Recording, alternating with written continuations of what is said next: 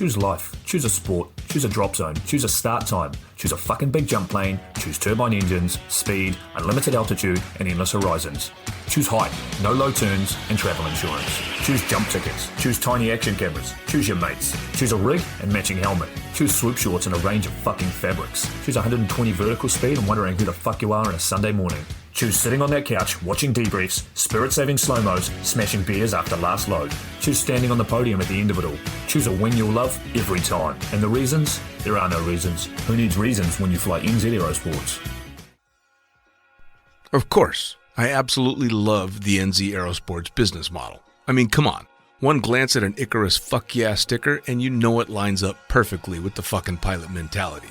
But outside their wonderful use of colorful language and a great company vibe, there's a long list of reasons to say NZ Aerosports, fuck yeah. NZ Aerosports blows me away right out of the gate as a canopy manufacturer with a bold offer. They give you 10 jumps on your brand new nylon to decide if you want to keep it, swap it out, or even return it for a refund. I mean, seriously, how incredible is that? That's like getting halfway through a prom and deciding you prefer the slightly racier date that goes down faster. Seriously, they do that. If you're not madly in love with your new canopy after 10 jumps, they'll let you swap it out for another size or model, or even get your money back. And the range of canopies they've got? Man, they've got a style canopy to fit every jumper and every situation with models you know and trust, like the Sapphire 3, the perfect choice for the beginner or intermediate canopy pilot. The Crossfire 3, when you're ready to kick it up that elliptical notch. The JFX 2, if you're looking to up your new swoop game. The Leia as the workhorse and dirtwater dirt beast, or the Petra. The Petra cranks out crazy power and is nothing short of a record breaker. But hey, it's not always about speed either. Take the Kraken. Built as a low pack volume canopy specifically with wingsuiting in mind, she gives you all the performance you're looking for with the reliability you need that'll have you itching for that next formation, rodeo, or puffy cloud. So the equipment is top of the line kick-ass stuff as you already know, but how about the team? Well, the customer service gang is there to sort you out whenever you need them. Maddie and Beto are always there to help with Jen holding the reins. They're available for you at sales@nzaerosports.com, and they've got a kick-ass live chat tool on the website if you're wanting to hit someone up right away. These are the crew you're going to want to talk to get those custom orders in. With the stock nylon, once you know what you want, they'll have that shit on a FedEx truck as soon as the credit card machine says approved and get you in the air in no time.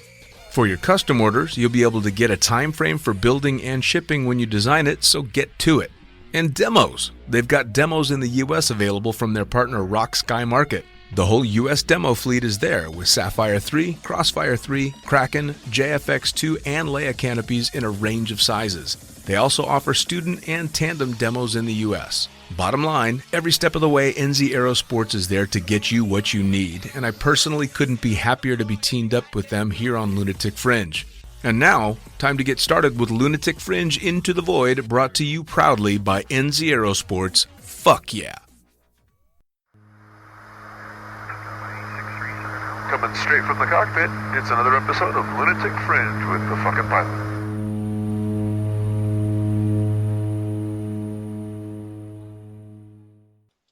Ready, set, go! All right, back in the can for another edition of Lunatic Fringe Into the Void and straight into the conversation. Who the fuck are you, and what do you do? So I'm Simon Colmer, and I'm going to say kind of a semi-professional skydiver, but mostly an IT person. A semi-professional skydiving IT guy. All right, cool.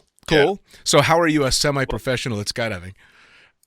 Well, I mean, like, I get paid to do some skydiving, but, I'm not going to pretend it's my whole profession like a full tandem master will, you know what I mean?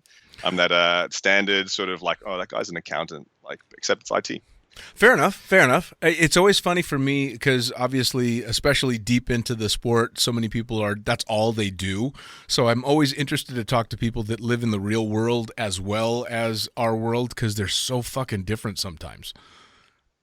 Oh man, it's a trip, hey? Like, so my 9 to 5, Monday through Friday, is basically arguing people in like the rat race, right? And looking at them all day, every day, going, I can't wait to get through this so I can actually go out to where the real world is. I mean, does it give you a greater appreciation for our world? Because it's, I mean, from the outside for me, it seems so fucking miserable. Oh man, I mean, like, so you got to have a profession, right? Like, do you have to? Let's say it's probably advisable to have a profession. Sure. And then kind of seeing the whole skydiving world, it's like, wow, that's so romantic. I really love the idea that you can go out there and live your truth and all that nice stuff. But yeah, you get so much perspective by sitting in a cubicle and getting your soul crushed every day. You would have to, and I mean, but I suppose it is a mixed bag because for the majority of professional skydivers, it's a feast or famine kind of lifestyle, right? I mean, if you're a tandem instructor, an AFF instructor, or whatever, your life is not in your own hands; it's in Mother Nature's hands most of the time, and so maybe you have a really good season, or maybe you're eating the noodles from Top Ramen on Saturday and drinking the water on Sunday. I So love Top Ramen. Yeah, there you go. That always just seemed like the trade-off is you get to, live this passionate life, but you're going to be scraping by, or sometimes you do really good. But the flip side to that is you sit in a soul-crushing cubicle and you might have a shitload of money, but you hate your life. Oh man, I mean, I'm definitely painting it in a negative light. It's really not that bad, but it certainly has its moments where you go, oh wow, I could just run through that window right now. All right. But I tell you what it does do. It gives you heaps of perspective of how fucking good skydiving is. Hey, Right. It gives you a perspective of not just the thing we're doing, but how good the community and the culture is. Like we've obviously got access to all the type A personalities, like all the high fives and the rest of it. And the beauty of watching someone coming into the game and, like they're doing their AF and then just a bit, blah, blah, blah. And then a few years later, they are just getting buck wild. They don't jump with clothes on anymore. It's always naked. Right. They're living out of a van, eating Top Ramen all day. And it's beautiful to watch people go through that transformation. Sure. And it's beautiful to have that context along what is probably a pretty conventional lifestyle. Well, now, do you think it also allows you a little bit more mental relaxation in the so-called real world, knowing that if you really got sick of it, the naked jumps in the fucking trailer await you? Oh, well, I mean, step one, I've actually got a trailer, so, naked jumps. There you go. But yeah, you know what, man? Like, I've actually thought about it a few times. I really thought like maybe that tunnel instructor job's for me. Maybe that tandem master job's for me. And just the reality of where my my actual sense of enjoyment is. Sure. I'm someone who likes to do something in extremes for short bursts of time. If I had to enjoy what I did all the time, man, I would run out of enjoyment. So it's probably good that I do it in short bursts. Sure. Well, and I think that's where my luck came in too. And midway through my skydiving career, I switched to a flying portion, but I got to still enjoy the community, but with a completely different job and learn this new thing. And then as that started to get a little bit stale, I got to go back to jumping like it was brand new. Because, you skip jumping for a while and it scares the piss out of you again. It's fucking great. Yeah, absolutely, man. Yeah. Yeah, I mean, like there's so many different facets and so many different perspectives to skydiving, right? So there's obviously the pilot, the DZO, CI, and that's before you even really get into like the free fall style. Right. So like I've been jumping since 2013 or something like that, and I've been a free fly coach for I mean it's like 6 or something years. I don't even know how many of my jumps are actually free fly coach jumps, but it's between some number and about 1,000, I think. Sure.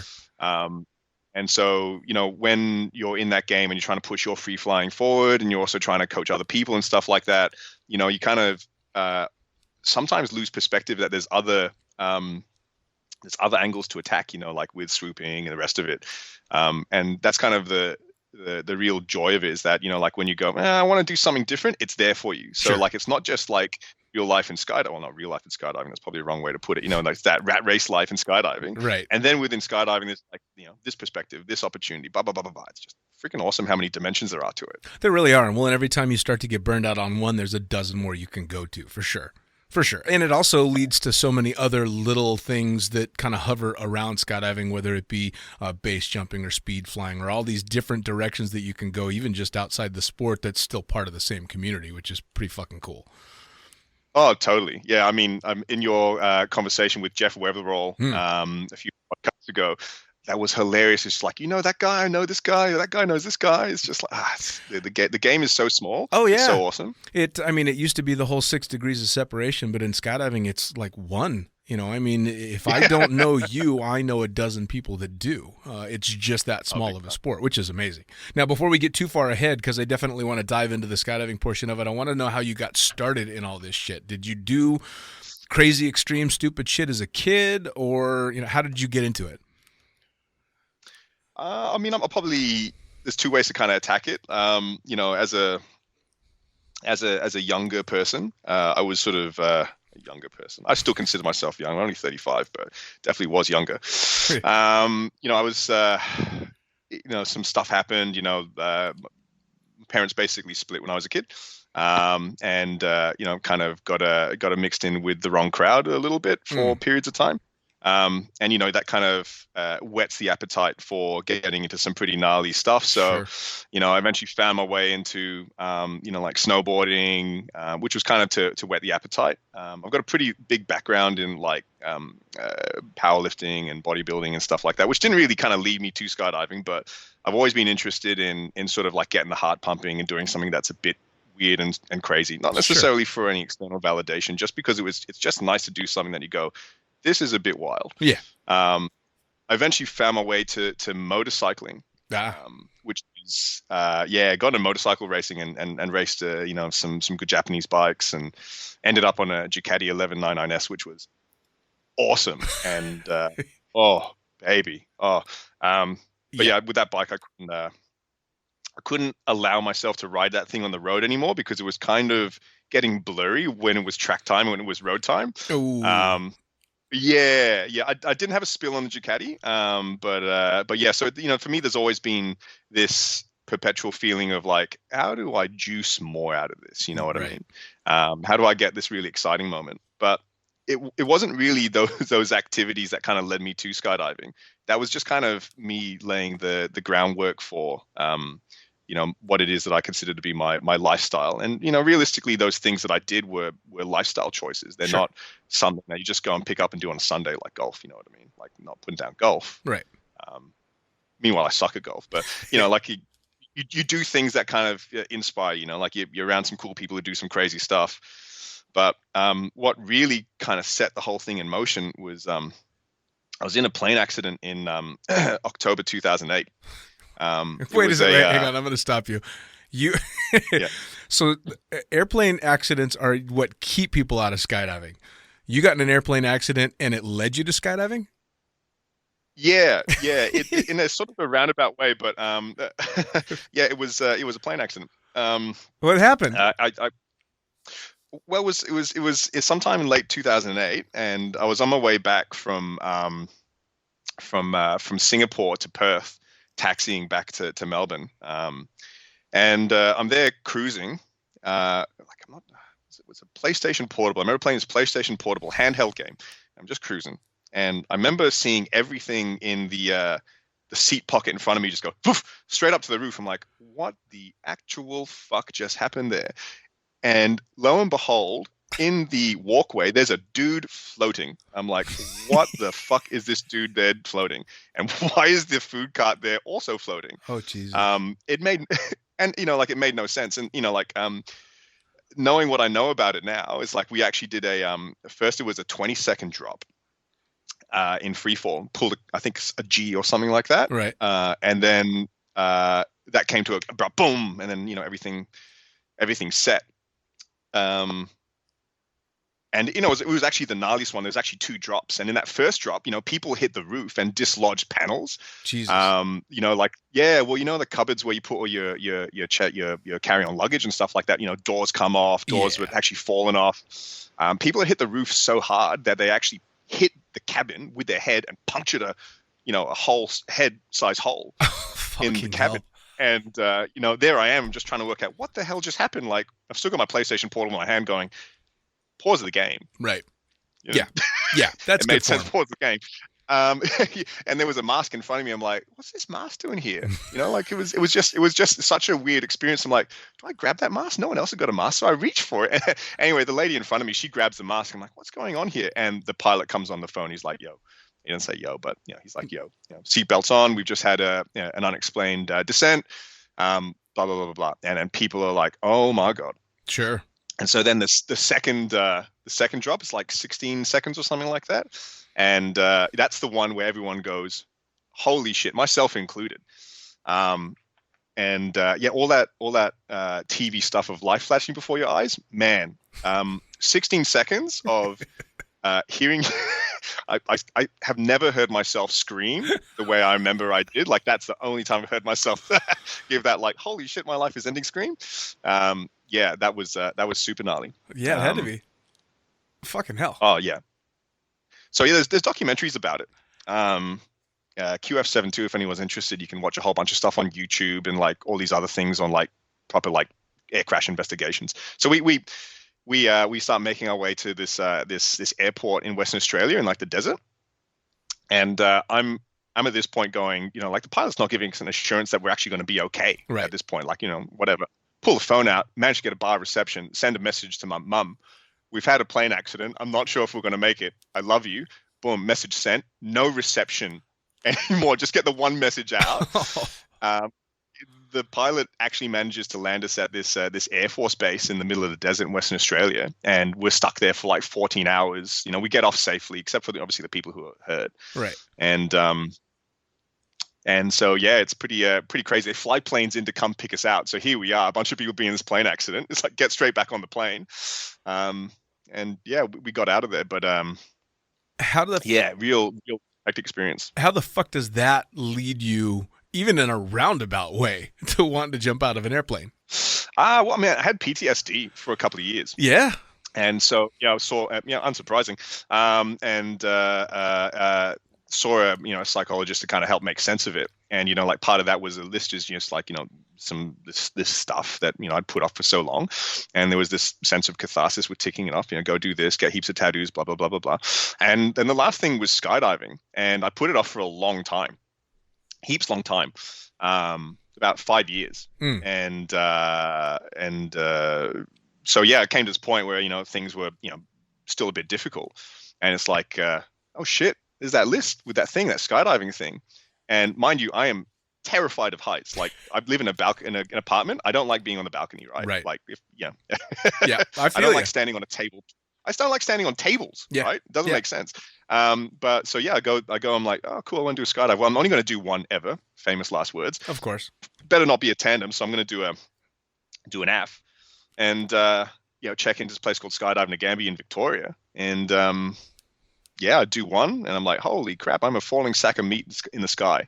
Changed everything for me. Sat down on my own for 20 minutes, and I walked back up to the manifest. I'm like, yo, give me another jump. And like nearly 9 years later, I haven't stopped. It's funny, especially that you mentioned PTSD, because I think people really underestimate how different, in what different forms that can come in. PTSD is fucking common. Anything that fucked you up momentarily, or for whatever, can come back to haunt you, and people don't get it. And I've dealt with it as well. I had a real bad near miss with a motorcycle accident in LA literally 5 lifetimes ago. And it came back to bite me like a year and a half later, just out of the blue, fucking panic attacks and all that shit. And it was the same kind of thing. Man, I stopped drinking anything with caffeine. I wouldn't touch alcohol or drugs or anything like that. I'm like, something's wrong. I don't know what it is. And I couldn't figure out what it was. And skydiving kind of helped me out with that as well, because I was scared as fuck of the idea of going out and making a jump. But you do something that scares you, and you not only survive it, but you have fun doing it. Man, that'll change your perspective. Oh, totally, man. Yeah, I mean, skydiving certainly helped with the journey of kind of healing, but it certainly didn't make the problem go away. Like, there's a whole bunch of hard work that needs to go in to try and get your shit together. Yeah. There's been a fairly extensive road to try and get on top of that. But, like, whilst having the beautiful journey of skydiving that it is, I've kind of had the ability to draw water from the well, so to speak, from a really fucking positive environment, and sort of overcome that. I am still scared as fuck about planes, though. Like, I still am in the plane often, going like, I don't like planes. Yep. And lucky there's not a heap of turbulence in jump aircraft like there is in commercial planes, where the whole thing just shakes and you're like, I haven't got a rig on my back. Oh my God, I don't want to be here. Well, that was one of the weird transitions for me when I went from jumping to flying. Is obviously when you're jumping, you're watching your altimeter, and as a skydiver, I didn't like being in the plane any more than most jumpers do. So you wait for that magic altitude where you know you can fucking get out. Okay, I'm good. I can breathe now. It doesn't matter because I'm right near the door and I can get out. But then I took the rig off and sat up front, and I went, well, fuck. Yeah. I got a good mate. Go ahead. Oh, sorry, man. I'm just going to tell this story. I've got a good mate of mine, Mason Corby, who, I'm sure your listeners have heard of this guy before.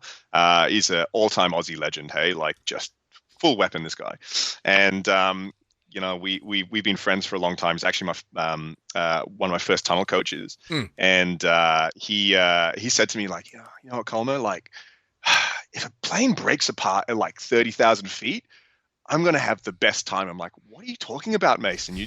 You're going in, buddy. And he's like, everyone is going to be there in free fall, like trying to work out what's happening. And I'm just going to go and fly up and high five everybody. They're going to be like, what am I seeing? Thinking they're full tripping. He's like, it's the best flight I'm ever going to have. Yep. Oh, dude. I did a flight. I think about that often when I'm in the plane. I think it was either my first or second year in the sport, and I got hired by a guy by the name of Will Forshea to go shoot the landings portion of a video he did called Lemmings, which was for Bridge Day. So I basically stood on the ground and watched people drill themselves in all day long.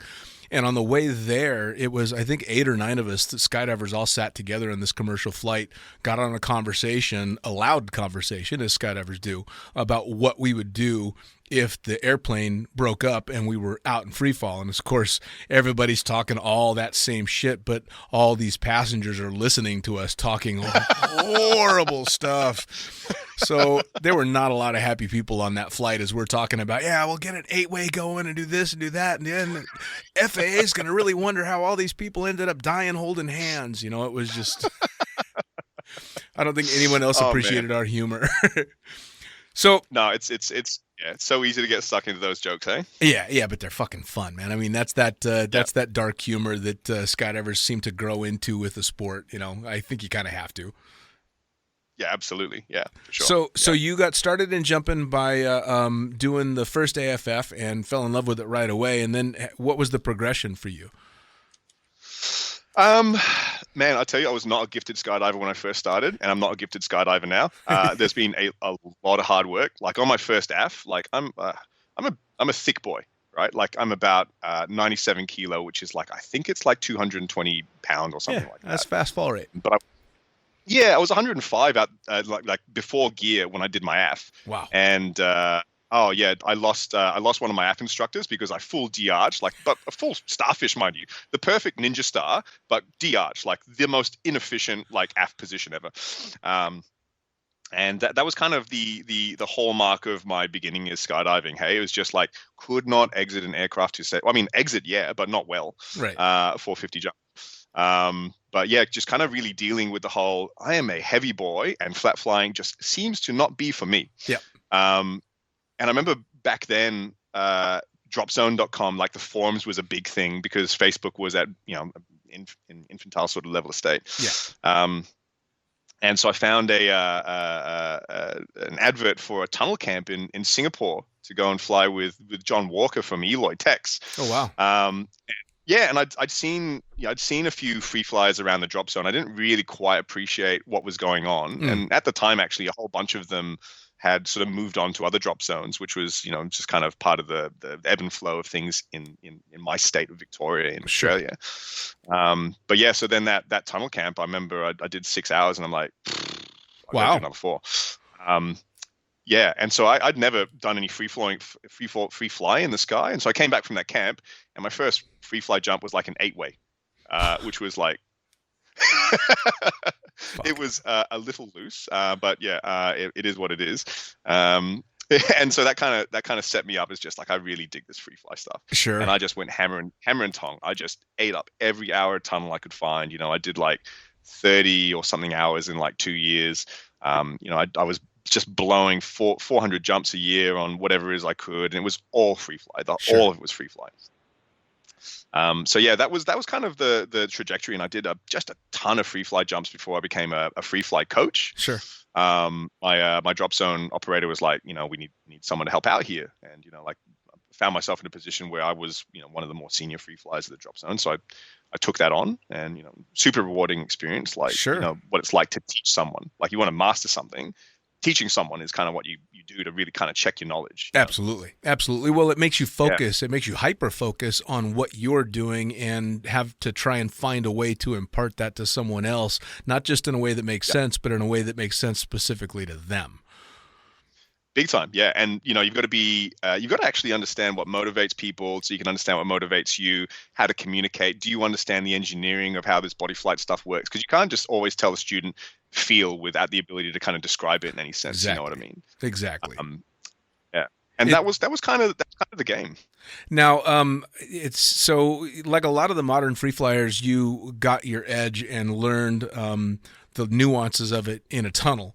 And I've always had a not even a love-hate relationship, but a love-anger relationship with the tunnel, because I started out as a bit of a tunnel rat in the Vegas tunnel, but it was not a modern tunnel. It didn't fly like these do. So it taught me how to fly a bunch of cloth. So, of course, camera jacket came in for me, was perfectly natural to put on a set of wings. But you couldn't free fly in this tunnel. You couldn't learn any of the skills that you can learn nowadays. And I've been able to talk to lots of different people, and everybody agrees, and I do as well, that the tunnel is fantastic for progressing the sport, but it still irks me a little bit that someone with a bunch of tunnel time and 1/100th of the jumps can fly circles around me. Oh man. Yeah, I mean, I think it's the burden of experience, for your generation, my generation. It's like with every generation, if we've done our job right, the next generation is that much better, and they will fly around you very quickly. You know what I mean? And like now we're many generations ahead of the current generation coming through. And like I get people coming up to me like, "Oh man, I can't get this flock and roller to work." I'm like, "Dude, you have 300 jumps. Calm the actual fuck down." Right. Like, dude. Upset about, I can't get this head up flock and roller to work. I'm like, head up flock and roller? I just heard about this the other year, dude. Yep. Settle down. Yep. It cracks me up, and I love seeing it though, and I kind of put ego aside enough to know I'm not even going to be in the top half of jumpers at a drop zone. I'm basically back to student status with a lot of the shit that's happening now, and I'm fine with that. I'm also, I love now being more of a spectator, because a lot of the shit that's being done now, I don't even want to try and do. It just looks too much, man. So it's super cool for me to be able to see this progression, especially since I got started in a windy tube so many fucking years ago. But yeah, part of me is like, oh god damn it, man, I got started a little late. But you've been around long enough to know in life and in skydiving, like you can reinvent yourself, you can reinvigorate yourself, and you can effectively start again, or you can keep building. You know what I mean? And I think that's a really important hallmark to the skydiving thing, is that you're gonna trip up along the way, and you're gonna potentially have demotivation points and stuff like that. But you can put the hammer down again. Sure. Absolutely. Well, and I was lucky enough to take relatively large breaks and then get the urge to go jump again. And once a skydiver, always a skydiver. You're going to have it forever. And for me, being able to shed the working skydiver title and just go out and be a fucking fun jumper is phenomenal, because now I jump when I want to jump, and I'm a fair weather skydiver, and I go out and have fun and do whatever the hell I want to do. Like I had my 25th anniversary, a month and a half ago, and went out and did a solo. Just jumped out of the airplane and fucking fell. Oh, really? Yeah. Legend. Just fucking legend. T-shirt and shorts, and just did a solo from 13,000 feet. And I remember the only thing that I thought on the way down was the skin on my arms never used to move this fucking much. I'm like, yep, I put a few years on. Oh, dude, if you ever want to be humbled, get footage of yourself skydiving topless or naked or whatever, and you go, So Yep. I am effectively back in the box. The Yep. ego has been checked. Oh yeah, yeah. Well, I learned that lesson a long time ago because I started shooting in Vegas and shooting videos all the time. And every year, the adult industry awards would come through the porn Wait, awards. shooting adult films? Is that what you mean? No, like shooting skydiving videos. But because the I was porn, about to say, I thought you were shooting porn. no, God, no. The porn convention would come through Vegas every year, though, and every single year, some porn star would want to do a skydive naked. Or because it's Vegas, somebody wants to jump naked. And every time you'd shoot one of those videos, you're in free fall just going, oh, Jesus, God. Oh, it's just not good. I'm sure it feels great, but it looks like hell. Dude, yeah, the body is just not meant to be subjected to that in free fall. Hey, No, it's not. So yeah, that was my wake up call on my 25-year anniversary. Was wow, okay, yep, things are starting to change. So you're still balancing that with the real world, which is still, I'm always astounded when people are able to effectively do both. But I mean, you're a super active jumper as a part-time job, basically. Yeah. I mean, I've done, I think it's like nearly 3,000 jumps in like 8.5 years, which is pretty good for, I just do weekends and events, I think. Sure. But when you love it, you love it. I mean, I kind of at the beginning of our chat kind of put down the rat race and office job and stuff like that. But the reality is I actually really freaking like my job. I just really struggle with the environment of being in the corporate environment where you've got to have this corporate fakeness and stuff like that. Sure. So I don't really hate it as much as maybe I described. That's probably unfair. But kind of having the ability to recharge during the week to bring your best game for the weekend is a pretty fortunate position as far as like trying to drive hard. Sure. I can think of a couple of people I know. So there's a swooper over in the USA called Richo Butts. He's actually an Aussie who's been living over there, and the dude loves pink. Like, if you don't know Richo, you probably have seen him. Pink everywhere. Pink. Have I mentioned he's a legend? Anyway, so he's another IT dude as well, and so like he's had a pretty strong upward trajectory. And I think it's because it's with these IT people who do the IT thing, have a moment to recharge during the week, so you can just put the hammer down on the weekend. You know what I mean? Right. And like this, call a spade. Skydiving is not a game to save money. Like you don't come here to buy a house. No. And if you've got a career that can effectively finance the ability to go hard, then you're in a pretty lucky position. Well, and everybody that I've talked to that has or at least did the real world thing to get into skydiving, it was that ability to not have to get into jumping as a career to finance that career. Like for me and most of the jumpers I know, we became full-time skydivers because it was the only way we could keep jumping. It was just too expensive to do anything else.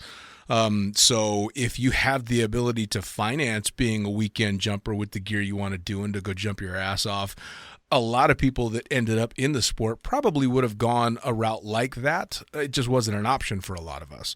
I mean, fuck, I was a Vegas stripper, for Christ's sakes. There was not a weekends were kind of when I made my money. So I didn't have a choice. I've got $20 for you, my man. So now you do events and you do, I'm assuming, obviously not during the time of COVID, that you do a fair bit of traveling for events and stuff? Yeah, we used to. I actually, in preparation for this, went, actually, what have I done in terms of like international travel? And it started to get pretty good. Like if I was to look at this list and go, you get to go and do this stuff, I'd be like, damn, that's good. So right. It's a pretty nice list. I'm pretty excited I've actually done it. So like, I cut my teeth on my first international boogie, went to Germany with Mason and a mate of mine, Dale. I did the German freefly boogie and heaps of tunnel and stuff. And then, I mean, you've obviously heard of Funny Farm, like Funny Farm, dude. Actually, I'm actually driving to farm on Thursday morning. We're doing it Saturday to Friday. I am stoked. I'm so excited, man. Yeah, Funny Farm has got an international reputation. There's no doubt. Oh man, yeah. I mean, my farm. Goddamn. We're pretty lucky to have farm. Roger's obviously a full weapon. There's a whole bunch of people behind the scenes who really make it happen and stuff like that. You know, like there's a lady named Tracy who is, you know, like farm probably these days wouldn't happen without Tracy because she's just an absolute weapon. You know, like I could talk probably more about that, but you know, I'm not here to make Tracy feel good. Hopefully you're listening to this, Tracy. But yeah, you know, like I did Fly, which is a wicked event if you want to learn. You know, it's a 2-week consolidation with some of the best coaches in the world. Like, I mean, hell, I remember some of my coaches were like Raphael Schweiger and Tom Baker. Like, dude, Yeah. are you serious? First time I met Sharon, you know, I met Domi, you know, like, what a laundry list of legends. Yep. But yeah, some other really cool stuff, man. Like jumping over the Great Barrier Reef here was awesome. Doing Fly for Life in DeLand, Funny Farm again. You know, actually more recently, you know, I've been to Poland in 2018 to be the team manager for the Aussie swoop team, which was sick. Actually, there's a funny story about me just meeting Gregor, who runs Deem. Yeah, please. Team Flyware. Please. And he's like, oh, I'll tell you this after I finish off the list, but so then, you know, made my way out to actually, you know what? Fuck it. I'm going to tell you the story now. Yeah. The rest is not that important. Yeah. So like I'm getting into swooping, right? And you know, like after the Aussie record, I had a bit of a moment and kind of disappointed myself, whatever, and said, you know what? Fuck it. Swooping's for me. And so, you know, I go like, you know what? I didn't make the Aussie team because like I went to my first nationals, whatever, and you know, I was an inter and came second. It's all good. So I'll be the Aussie team manager. I'll go over there. It'll lead into Angle Week and stuff like that. And I said, cool. I'm going to go to Poland, be the team manager. Fantastic. Right. What was real exciting about that is that once the event, like the World Cup in Poland, in a place called Wrocław or Wrocław, as I thought it was, finished. Gregor, who we effectively call Seahorse because a bunch of us in Australia can't say Gregor, so we call him Seahorse or Deem for short. He turns up, the freaking Polish godfather, and he's like, Colmer. I'm like, what are you doing here? I'm like, I mean, of course it made sense. It's Poland, you're Polish, whatever. Right. And he's like, oh, what are you up to? I'm just like, oh, dude, I'm just trying to work out what to do for the next week or so before I go to Angle Week. And hell, I mean, an Aussie with no plan in Europe, he's like, why don't you come to this event in this place called Justania? I'm like, where the hell is that? And he's like, it's called Go to Hell Boogie. I'm like, what the hell? And anyway, there was a weird exchange trying to work out what the hell we were talking about. Right. And he's just like, yeah, man, I'm leaving tomorrow, but come out to this place called Justania or Hell. And it's on this peninsula, like many hours train ride away. And there's this event, come and jump with it. And then we'll catch the ferry over to Angle Week. I'm like, perfect. Yeah. Absolutely freaking perfect. Yeah, this will be great. Anyway, so the event ends, party night, love party night. And, you know, I trained my way back from Wrocław, absolutely trashed to Warsaw. Probably a bad idea to try and navigate Polish rural rail, decimated from the night before, right, or whatever, made it work. And had to get another connect to a place called Gdynia Gdansk, and that was relatively easy because there was still English somewhere. Right. And then there was the rural out to Justania, which is this like long peninsula, like 100 kilometers long, or like how many fucking miles is that? I don't know. Some amount of miles. Yeah. And it's like 500 meters to maybe a kilometer wide at some points. And he's got this event, which is right next to all this kiteboarding, next to this caravan park. And it's heaven, dude. It's like Baltic Sea on one side and then just like the Polish Sea on the other side. Just completely two different sets of worlds. And it's basically sea everywhere. And you just skydive heaps with a bunch of legends. You know, I turn up there, you know, Mamfi's there, Roberto Hernandez, you know, you've got, French guy. No, name escapes me. Sorry, I should know. I'm so sorry. I remember your name. And you know, like we just skydive heaps and just party for a flat out week, and then get on a ferry over to Angle Week, and then bam. I mean, it's the randomness of it all, right?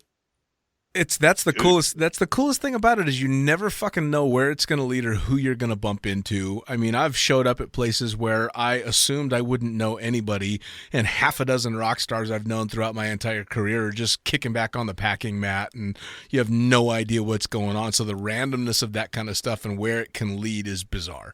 It is. Not to mention... It's my favorite part. Well, and you mentioned the party culture of skydiving as well. It's funny to see the progression of new jumpers throughout their careers as they start to realize what the community is really like and what the parties are really like. And you can see the A, B, C, and D licensed partiers. Yeah. It really is, man. I mean, you've got the people with their pro ratings out there and the people that are still in AFF, kind of, so to speak, and it's fucking hilarious because it's there's that one person still stuck on like F4, just repeating the stage. Yep, over and over again. Well, and it's funny because those are the ones, just like with skydiving, the ones that seem to have the most trouble getting into it in the beginning are the ones that end up ruling the roost, so to speak. They take it over. Man, I have seen some absolutely dreadful skydivers who are like nighttime party LO. Like this is world-class LO who's turned up, and I'm like, please don't leave. Skydiving's not for you, but please don't leave. Yeah. Oh, no, absolutely. Well, and that's the cool thing about it, right? Is as soon as the sun goes down, it doesn't matter what's happening on the landing area or who did what in the skydive. It's party time, and it's a whole different shift. I mean, it's, all right, that was fun, or holy shit, that was bad, but it's time to move on. Let's go. Party's on. But you know what, man? Like, before my generation, like, I've seen some of the footage. I've heard the stories. Like, people were fucking loose. And I feel like now, correct me if I'm wrong, like, I feel like it's all acro yoga and kale smoothies these days. You know what I mean? Like, it's very different. It is definitely I don't want to say that the parties aren't as intense, because I know that some of them are. It's that they aren't so frequent, and they aren't just a matter of course. Like, it's a big deal when something really goes off. Whereas my time and I always fall back to Cross Keys because those were my wildest days. But for the roughly 3 years that I was there, it just didn't fucking stop. Like, you showed up for day one of the season, and 9 months later you left because you needed a break. It was just full on all the time. You sobered up to go jump, and you jumped your ass off, and as soon as the sun was down, you were back at it. Oh man. Yeah, I mean, I think you're right. I think you're really right. Actually, I think the partying is maybe not so visible, or maybe not quite so as expansive as it was before. Like, it used to be, people were like doing jumps at 800 feet, like twisted on, a bunch of whiskey or whatever it is. Like, it was just super loose. Whereas now, I think it's like, maybe not so visible, but it's still there. But I'm not sure it's as prevalent. I certainly haven't seen it because of COVID and stuff recently, but that was kind of my observation. Well, I just had a great conversation with a legend, and he's just about to turn 70 actually, as well. A guy by the name of Mo Valetto, who is just a fucking legend in skydiving. He was one of the stunt guys that did some of the stunts in the movie Drop Zone. I mean, he's been around for quite some time. So he's talking about at one point during, and the podcast may have been released by the time this one comes out, but he was talking about knowing the guy that invented the phrase safety meeting. He invented that, is he? Which is, of course, world famous, and he talks about events where people were getting dosed on acid before they would go jump, or oh my god, the reason that the whole safety meeting thing started. And so I think that's a generational thing too, right? I talked to Bill Booth, who told me the best thing about learning how to skydive in the 60s was the drugs were better. I mean, fucking hell, and this is from a legend in the sport. And so I think each generation kind of has their own version of it. And this one I don't think it's any more mellow. I think that people that are partying hard in skydiving now are partying just as hard. They're just being smarter about it. Like my generation. More discreet. More discreet. Yeah, more discreet. For sure. My generation was our little version of the 60s. We were fucking hippies and wild child and all over the place, and didn't give a flying fuck who thought what. And this generation is a little bit more subtle, which is a good thing. Yeah, I don't think it's bad, man. Like, there's probably two things I want to say here. Is like, I think that it's gone a long way to the what's the word I'm looking for? The professionalism of skydiving. Like, Sure. in order for it to be taken as seriously by ourselves and other Sure. people, man, look how far tunnel flying has come. It's a legit sport. There's legit careers. There are some legit athletes. Like, holy hell. Yeah. And you look at people like Airwax, you go, God, damn, Yep. that's them taking it real seriously. And you know, like if it's just a bunch of yahoos just getting like full loose every weekend, every week, you know what I mean? We don't take it as seriously, and other people don't take it seriously, and you know, like it's probably. Yeah. I think it's a discount to call skydiving a sport. It's obviously a lifestyle, right? There's a sport element to it, but you know, like in order for us to be able to reap the rewards of the investment, you know, we've got to have more money coming to the sport. We've got to have more, you know, observation from the outside, more all of that stuff, all the demos, you know, NASCAR, blah blah blah blah blah. Sure. So yeah, we've got to take it seriously, and I think, you know, maybe a little bit of partying, disappearing for 5 of the 7 days is maybe not bad. But, no, it's not a bad thing at all. And again, that discretion is something that a lot of my generation didn't show, at least back when it was, you know, hard charging. But it is a good thing. But again, that's one of the cool things, at least in my estimation, about the community is everybody's got that little twinkle in their eye. Because everybody knows, or they've been to one of those parties, or they've been in that type of environment, and so you kind of all know that behind the scenes, you know, you roll up the button-up shirt and you're going to find some ink, you know. Oh man, yeah. Well, yeah, we're two friggin' tattooed dudes sitting here. Absolutely. You know, that was kind of funny too. I just finished getting almost finished getting my second sleeve. You know, I guess my extended version of a midlife crisis is I keep getting ink.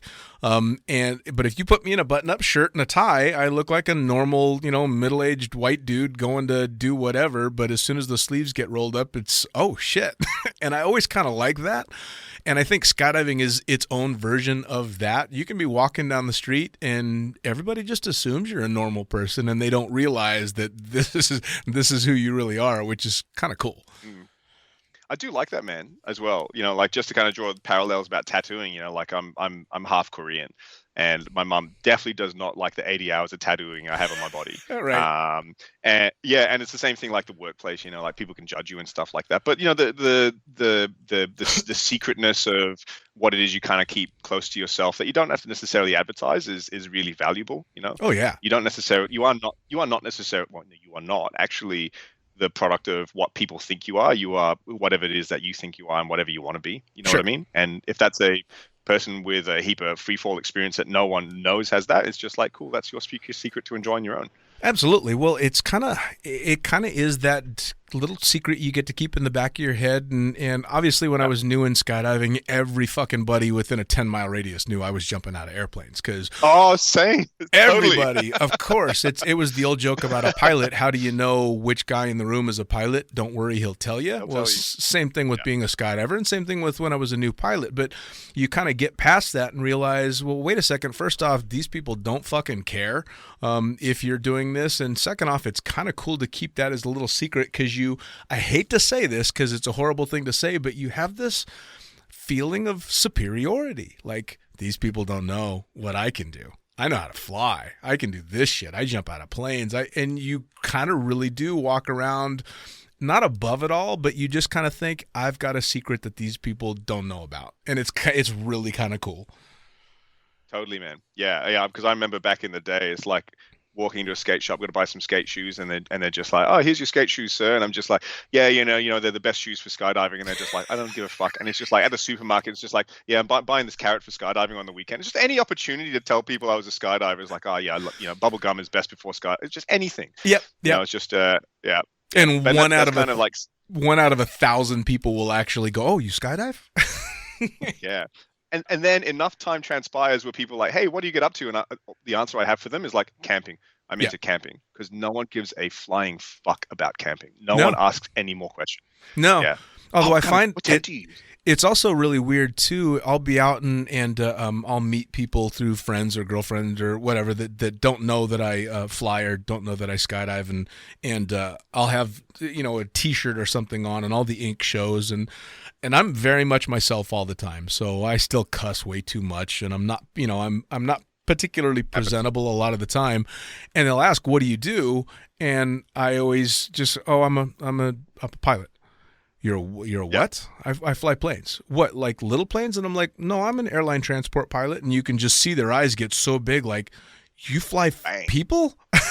You know, and yes, I do. You know, and I always thought that was kind of funny as well, because it's funny how you can kind of keep people off guard, like you as well. You know, if people in your IT didn't know you jumped out of airplanes, and then they ask, "Oh, what are you doing this weekend?" "Oh, I'm going to go do some crazy shit jumping out of airplanes." Then they're like, "What?" So it's kind of nice to flip things on its head as well. Oh, dude, I think I just want to draw a parallel to swooping. Hey, because like more recently, swooping's been my game, right? And it's been super cool to see over in that space as well. Everyone is just humble and chill. Yeah, you know what I mean.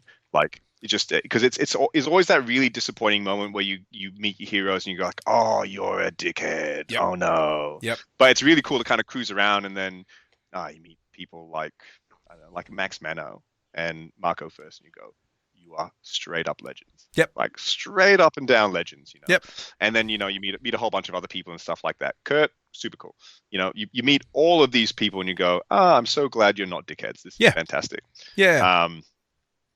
Yeah. But like, it's funny. My first canopy coach, his name's Darren Griggs, and I messaged him and said, "Oi, I'm I'm talking to someone. Might talk a little bit about you." He's this hilarious dude. Like when I first met him, my first canopy coach, 50 jumps. I'm scared as fuck, scared of heights, scared of pulling the toggles. And he said to me, "Cool, pull the strings, don't go in." And I was like, "How do you say that to me?"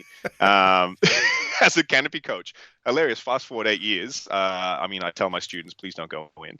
I obviously say in a more effective way, but yeah, kind of to that to some extent. But you know, it's we've got some really, really talented people around who don't put it out there for the whole world to see in an extravagant sense. They kind of do it with their actions alone. Sure.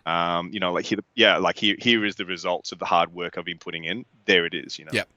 And it's amazing that we've got people like that around us who are just putting in fucking work all the time. Like Olga. Look at Olga. Oh yeah. Weapon.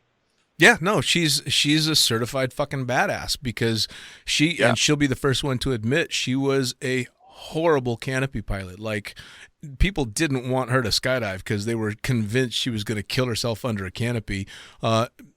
I will admit once or twice I thought she was going to kill herself under a canopy, but it's putting in that hard work, and she really, really is earning it. You know, I mean, you've got her and you've got Cornelia, who is as just mellow and nice as you can possibly be. I mean, Pablo Hernandez, an absolute gent, and he's out there smashing it. Junior, same thing. You know, I mean, all these amazing canopy pilots, and I've been lucky enough to have so many of them on the podcast, and you get to talk to all these people, and then step it up a notch, and you've got people like Julian or all the boys out at Icarus that are kicking ass building these canopies that are pushing the fucking limits, and talking to Attila and him going, yeah, I don't want to test jump these things anymore because I scared the shit out of myself, and then sending me the video, but they're so humble about it, you know, and that's one of the most impressive things is you're watching people do shit that's almost inhuman, and they're super chill, super relaxed.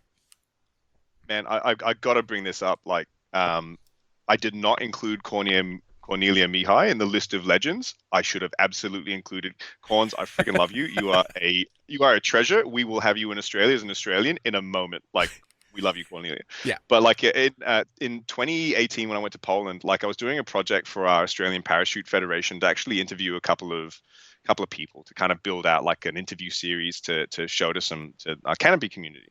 And you know, like I didn't know anyone.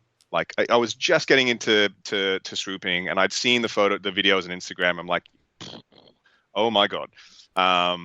And I actually got the opportunity to interview Cornelia and Greg Windmiller and Ian Bobo. Like, what legend. a all-star crew of swoop legends. It was just legends in general, but obviously skydiving and swoop legends. Yeah. And man, I probably need to actually release this to the wider world, this material, because it is just straight up and down fantastic information about, you know, how to stay hungry, how to motivate yourself, how to look after yourself, how to push new boundaries. But, you know, also the thing that I really liked is like none of them profess to be perfect or come out the gates perfect, but to go, listen, this is what I learned from mistakes. I'm like, oh, cool. You guys make mistakes too. Yep. Yeah. Yep. So good.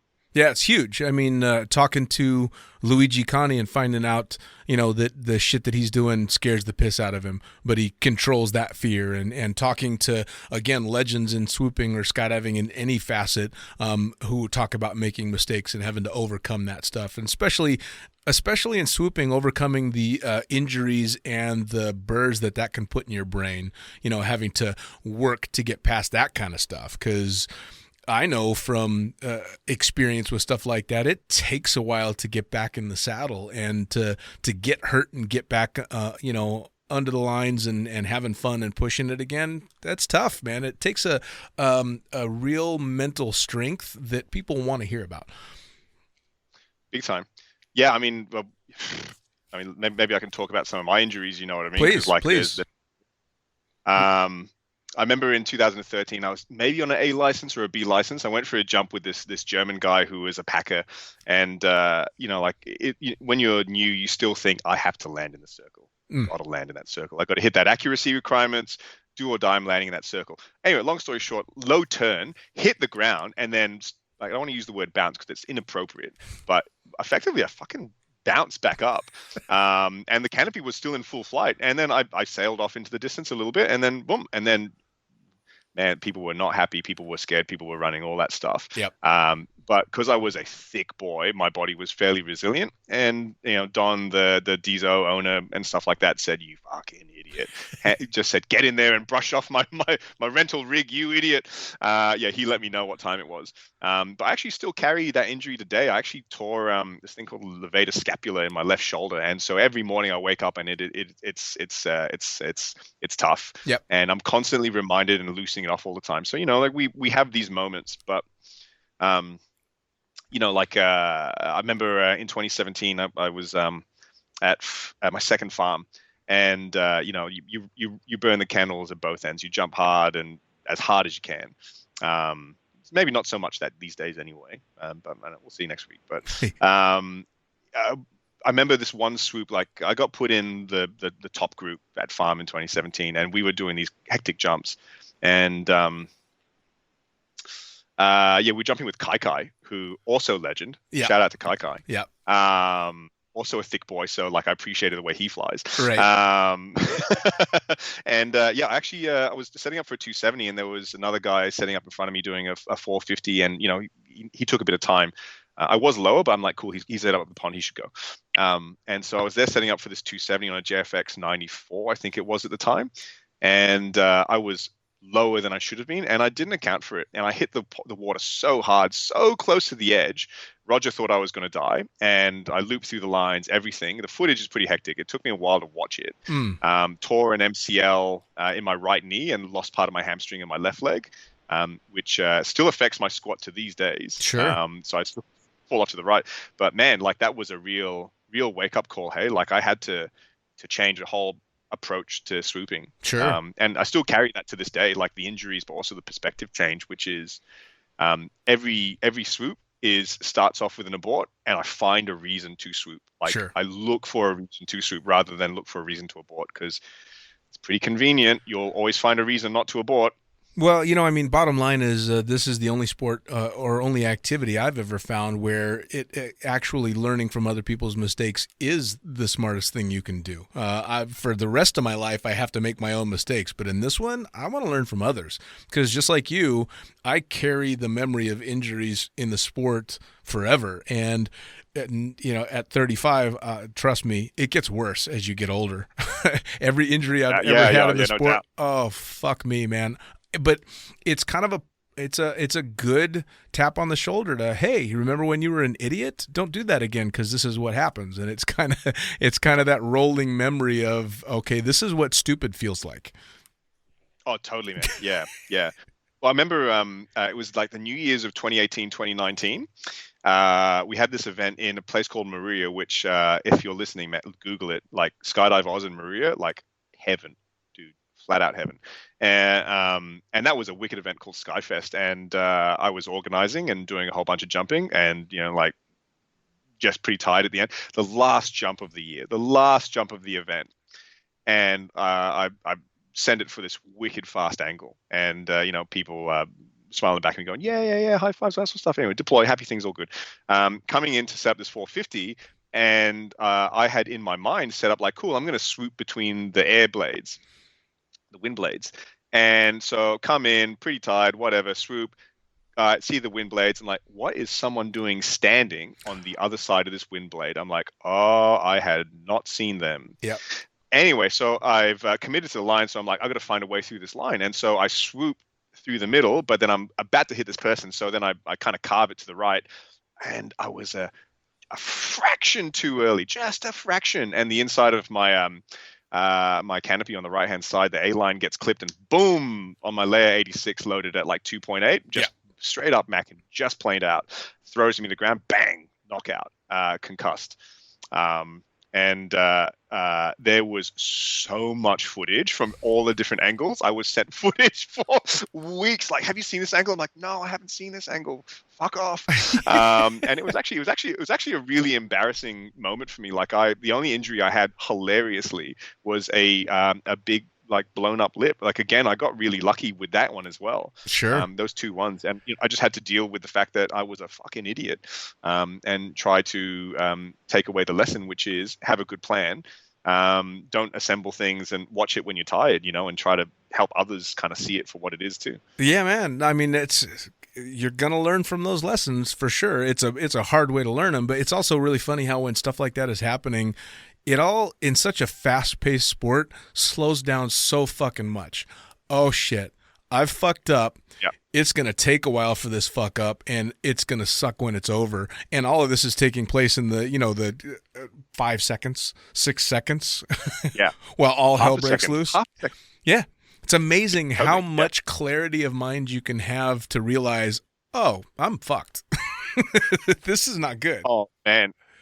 Dude, I had a big spill in South Africa at World Cup in 2019. It was my first Worlds, like, competing, and I did so bad, but I also did so good. In terms of, like, if you actually looked at the result, like, I think I came second last, but I came in with so much expectation on myself, and I came in with so much hope and desire and stuff like that. And it was not the mindset I carry through when I normally swoop or when I compete and stuff like that. So, problem. And Pat K, wicked coach, wicked legend. Shout out to Pat K. Yeah.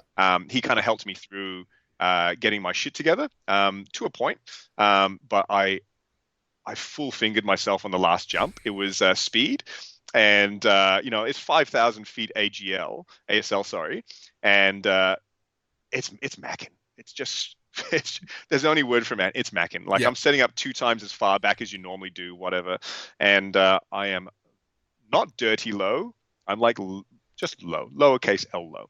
And hip check the water, hit a bollard with my lines. And as I'm effectively, like, barrel rolling and glancing across the water, like full aquaplaning, I remember in that moment thinking, oh man, I hope it doesn't get too dirty. Is my gear going to be too wet? I got a flight tomorrow. As I'm cruising along the water, and then somehow managed to settle on this amazing red dust on the other side. And then, when you have a spill and you need to let everybody know you're okay. I'm conscious. Hand can go up. A hand goes bang straight up. Yep. And I hadn't thought, like, actually I'm okay. I'm just letting you know I'm not unconscious or dead. Yeah, that's a really good start.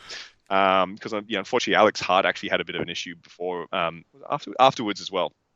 He hit as well, so it was something about our pass.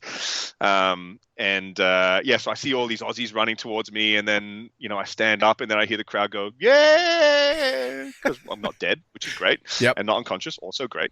I'm only slightly sore neck, but it's amazing how much you can calculate and contemplate in a short amount of time when shit's going down. So much. Well, and it becomes almost commonplace in skydiving, because a normal, uneventful skydive, regardless of what you're doing, if it's something you're used to, is long. The 4 or 5 minutes from the time you leave the airplane to the time you're back on the ground, that's a long time for a skydiver. Time slows down dramatically. So, you have, on top of that, add another 15 seconds of, oh shit, but it's not that panicked, oh shit. It's the, all right, how many different ways can this go bad now? How do I mitigate as much as possible? And so it's very difficult for a non-jumper to understand, or someone that doesn't put themselves in our situations to understand how fucking quickly your brain gets going to try and problem solve or convince yourself that it's not going to be as bad as it might be. I've been in the middle of that. You're either convincing yourself that you're dead, or you're convincing yourself that, I'll be able to walk this one off, and you haven't even stopped fucking moving yet. Oh man, it's such an understatement to say our game is a mind game. You know what I mean? And it kind of sets you up for a life of trying to overcome mind games, right? Yes. Skydiving will mind games at you in the plane, on the packing mat, in free fall, under canopy, at home. God, it's mind gaming all the time. It's the best mind game ever. Oh, yeah. I mean, it will, game, for your entire sport, you know, I mean, I used to have a spot on the highway that if I turned around at that spot, I could go home without jumping and I could feel good about myself. But if I drove past that spot, I had to go make one jump or I would feel like shit, because I'd be scared going out to the drop zone.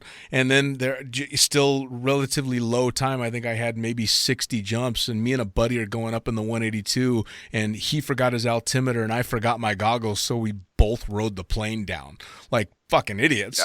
Instead of, well, all right, I don't have goggles, but you've got an altimeter, so here, take my altimeter, or you take my goggles, or I'll just fly on my back. No, none of that. You were just scared, you know, all that stuff. So it's a total mental game, and I mean, throw in a little bit of luck in skydiving as well. We're all definite beneficiaries of luck for sure. Big time, man. I had this AF student on the plane on the weekend. And he was all flustered. Oh, no one told me that, there was a call and get a gear check, and just like everything that he was flustered about, just like, cool, I'll engage with that, whatever, gear check. And then in the plane, he was like, oh man, you know what? I'm really sorry. And I said to him, dude, you're about to do a skydive. Just chill. Best thing you can do is chill. Yep. Whatever it is that you're doing in your head right now is not making the problem any better. Relax. I got no problem with it. You got no problem with it. Go have a fucking good job. Oh, yeah. My go-to line for tandem students or AFFs that were having a really tough time was, if you weren't nervous, then I would be concerned. You should be nervous. You're going to jump out of a fucking airplane. There's a lot of shit going on, but take a deep breath, because we're going to get through it just fine, But you really do have to play, an on-the-spot psychiatrist and talk people through shit, which is one of the funnest things about skydiving. It's one of the reasons that I enjoyed being a tandem instructor so much, is because you've got to sum up this entire human being in front of you in a matter of minutes to do what you need to do to get them out of an airplane safely, and so it's a lot of fun. So, big time. Yeah, I mean, please go ahead. There's like 4 people in mind to me who are like just full masters of like the mind game stuff. Like I got 4 mates like Andrew Keir, Tane Farron, Reed Ramage. They're kind of a crew called AWOL, but just like full masters of the mindset. And there's and Dave Heineman as well. Reed and I and Dave, we all started skydiving at about a similar amount of time, but like the knowledge, bombs they drop on me around trying to how to restructure my mindset and get better for, just all of this sort of stuff is super valuable. Sure. Like I remember Dave, me like once upon a time, like, hey Colmer, man, I really wish that goals didn't exist. I'm like, what the actual fuck are you talking about? He's just like, yeah, man, for me, the journey is the goal. I'm like, God damn, you are like 5 years old, bro. Like, where did that knowledge bomb come from? Right. Like he's at least 18, but I think he's like 21. I'm not sure. Dude's young, but like there's we're all pretty lucky to have some fucking switched on dudes around us, and I've got a couple of really switched on dudes. Well, and that's the other cool thing about the sport too, is age has absolutely no relevance in skydiving, none whatsoever.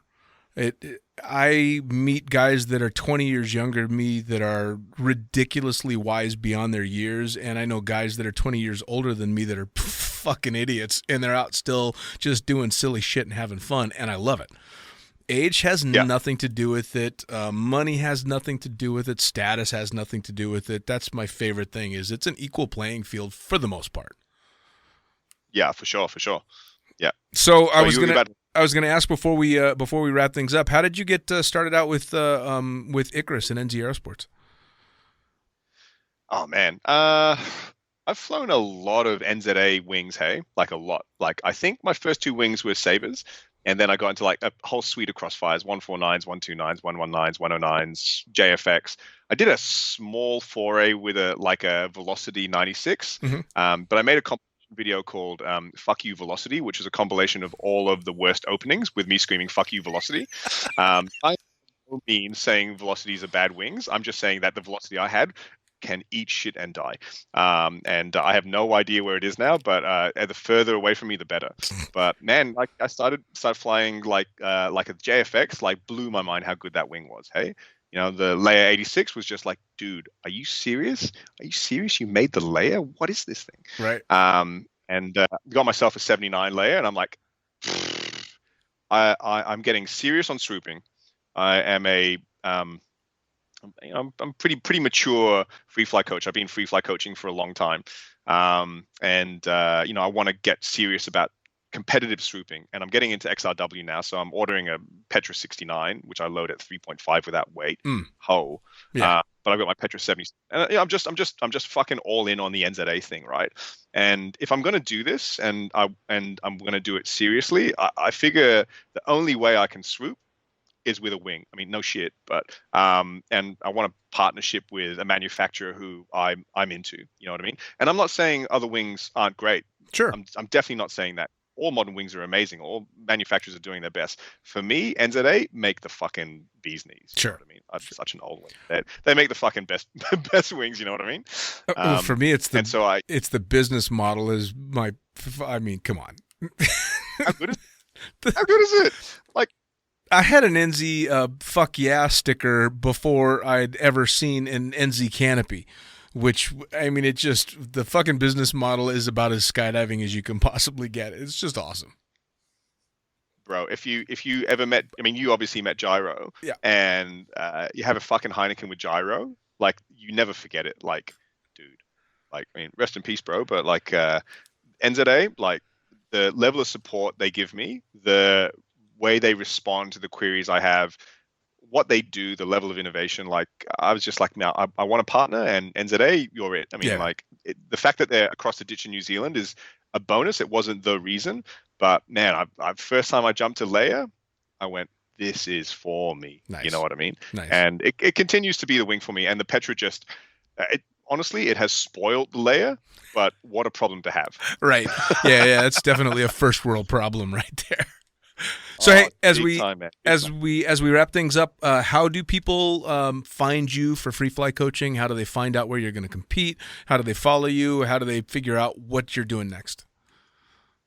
You know what, man, I'm pretty easy on the social media stuff. I haven't got an athlete page or anything like that set up because, I mean, it sounds silly, but I don't really see myself as an athlete despite what I do. I probably should do it.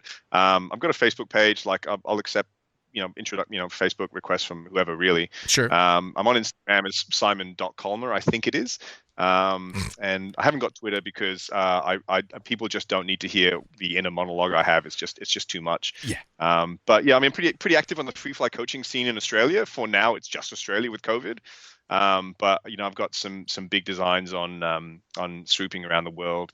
Just warming up, and same thing with XRW. Like I want to make it my thing. Awesome. Well, dude, I'm looking forward to seeing post-COVID what comes out of the free fly coaching around the world, the XRW, and especially the swoop and stuff. But I tell you what, man, I cannot thank you enough for bringing your box of wine and sitting down and shooting the shit with me. So cheers, long distance, for that. That's it. Thanks for having me, man. I've really, really freaking enjoyed this. Awesome. Simon, take care, man. You too, dude. There you go. Another episode of Lunatic Fringe Into the Void in the can. Brought to you, as always, by NZ Aerosports. Fuck yeah. Also brought to you by Pussfoot.com. Pussfoot.com, the Extreme Sports Collective. Go check them out. And by Summit Parachute Systems. Go to summitparachutesystems.com. That's where you're going to get all the information on the badass Mr. Jarrett Martin giving kick-ass rigging courses and building just spectacular pilot rigs. Check them out. As for me, always the fucking pilot. You can head to theprincesspilot.com or thefuckingpilot.net. That's where you're going to get links to this and every other podcast, as well as both the books. We'll see you next time.